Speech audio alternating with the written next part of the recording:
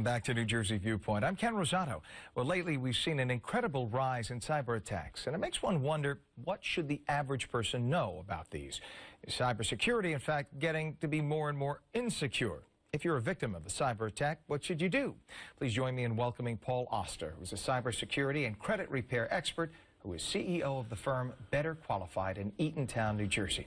Welcome. Good to have you here, Paul. Well, great to be here, Ken. Well, is it just our perception, or is cyber attacking on the rise? Oh, it's on the rise. I mean, 2014 was the year of the data breach, for sure, and it's going to continue to get worse because we're just that much more connected. You know, now everything's online. Recently, I've been talking about smart appliances, and most people say, what's the big deal if my refrigerator gets hacked? Well, in 2013, 100,000 of those smart appliances were hacked.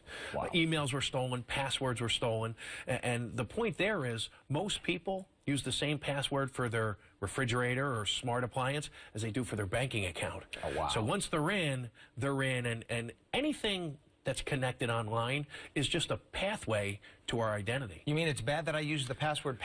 Yeah. Hello, goodbye, 1, 2, 3, 4, 6, 5, 4, 3, 2, 1, all of those things, or not changing your pins and passwords. We've almost become numb. We joke about it, right? Another data breach, 1 million, 10 million, 1 billion, who cares? I feel okay. Didn't hurt me, so I don't change my pins and passwords. The problem there is, you know, at Better Qualified, we see this all the time. And we deal with the aftermath, the victims. And victims of identity theft, if you could talk to one, you would know, you would do something proactively to make sure you never become one. It's just, and I'm sure I'm speaking on behalf of 90% of the people, if I could be so bold as to say this. It's a pain in the neck because we have so many passwords, you know I'm right, for everything, to get into your work computer, get into your home computer, to check every program, every credit card, every bank. You got 10,000 passwords, you forget about it. You want us to email you a new password? Yes, email you, then you forget it. Next day, I'm ranting because I'm right. So it becomes so annoying, and you got to do it because of these morons who sit in the pajamas in their grandmother's basement, and they sit there trying to hack into your credit card. It is annoying, and it's a pain in the neck. But again, identity theft is a pain in the neck, your stomach, your chest, your legs. If you're a victim of identity theft, it's devastating. So I know it's inconvenient. People say to me all the time, if I have to change my account number, Paul, I have stuff that's on auto pay, and I have to call the creditor.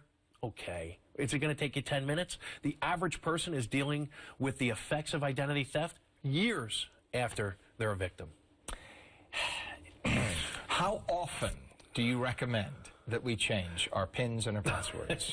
This is where I become the most unpopular guy in the room. It's at least every 30 days. So you're telling me I should walk off the set right now?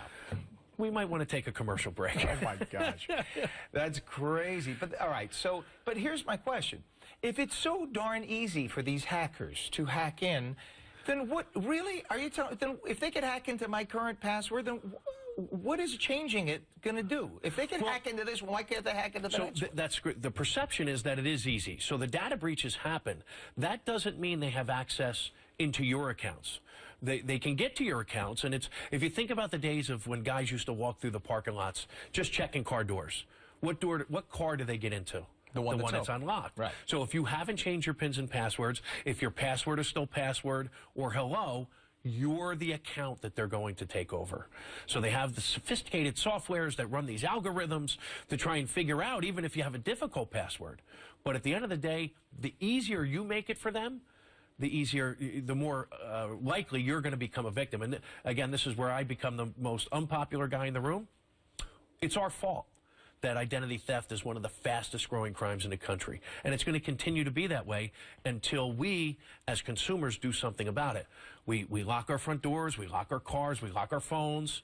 We do very little to lock our identities. And there's no such thing as identity theft protection because our information, our data, is in 10 million billion places out there over the internet. But the idea is to secure what you can. All right, let's say sadly, to say the inevitable happens. Because I think we've all had a credit card number stolen or whatever, or bank account violated or whatever. So it happens. What do we do? So you have to make sure that you are aware of it. Early detection is the key. Like I just said, there's no such thing as protection. So unfortunately, we live in a day and age where you need to be involved in a credit monitoring program. And The FTC gives us all one free look on annualcreditreport.com to check our credit reports. I almost like to say thanks for nothing. Once a year, really, that's something that should be changed to every 30 days we should have access. But if not, then we have to pay a couple bucks a month to be involved in a credit monitoring program. If you see red flags or you know that you've become a victim of identity theft, put a security freeze on your credit reports. No one can access those reports if you put a security freeze without lifting a PIN or a password first. So that will protect you against people opening up new lines of credit. Putting a security freeze on your credit reports does not protect you against true name identity theft. And this is a really devastating part of this crime. This is where someone assumes your ID. They could get a job under your name. Why do they want to do that? Maybe they're a felon, an ex-convict. Maybe they're a child predator. Maybe they want to get a driver's license because they're on their 4th DWI.